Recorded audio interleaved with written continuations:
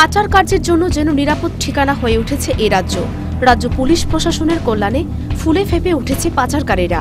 পাচার কার্যের জন্য আন্তর্জাতিক করিডোর হিসেবে ত্রিপুরাকে যে বেছে নেওয়া হয়েছে তা প্রমাণিত আগেই। তবে বর্তমানে সবচাইতে উদ্যোগের বিষয় হল পাচারকারী এখন লুকোচুরির বদলে সরাসরি বিমানেই আনছেন পাচার সামগ্রী। চলতি মাসের 12 তারিখ প্রচুর পরিমাণ বেআইনি স্বর্ণ ধরা পড়ে বিমানবন্দরে। যদিও ওই দিন গ্রেফতার করা সম্ভব হয়নি পাচারকারীকে, কিন্তু তারপরেও অসীম সাহসিকতার পরিচয় দিয়ে শুক্রবার ফের একবার আগরতলা বিমানবন্দর দিয়ে স্বর্ণ পাচার করতে যায় এক মহিলা।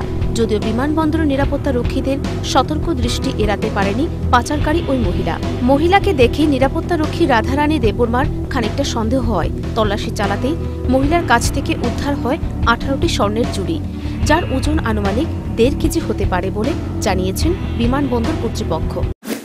इनके कहना है कि पिछली बार भी 6 बार इसी तरह स्मगल कर चुका है।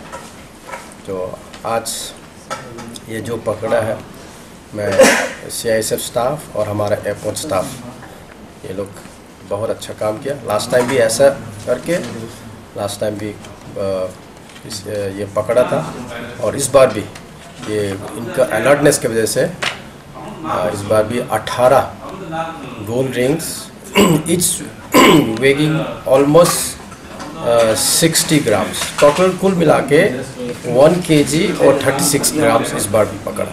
तो ये जो है हम लोग एयरपोर्ट स्टाफ मिलके CISF और एयरपोर्ट अथॉरिटी ऑफ इंडिया ये फॉर्मेलिटीज कंप्लीट करके इसको कस्टम ऑफिसर्स के ऊपर हैंडओवर कर रहा है। নিরাপত্তা রক্ষীদের জেরায় সে জানায় তার বাড়ি বিশালগড়ের পশ্চিম গোকুলনগর এলাকায়।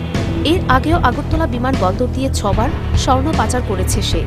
CISF সহ বিমানবন্দর কর্তৃপক্ষের অনুমান তাকে জেরার মধ্য দিয়ে পাচার কার্যের সাথে জড়িত মূল পাণ্ডার সন্ধান পাওয়া যাবে। তবে এক্ষেত্রে রাজ্য পুলিশের ভূমিকা কি হয়, এটাই এখন লাখ টাকার প্রশ্ন। কেননা এর আগেও বহু পাচারকারী ধরা পড়েছে রাজ্য পুলিশের হাতে, কোনো মামলারই কিনারা করতে পারেনি পুলিশ। এক্ষেত্রেও এমনটাই হবে বলে সন্দেহ করা কিন্তু দোষের কিছুই হবে না মনে করছেন সাধারণ জনগণ।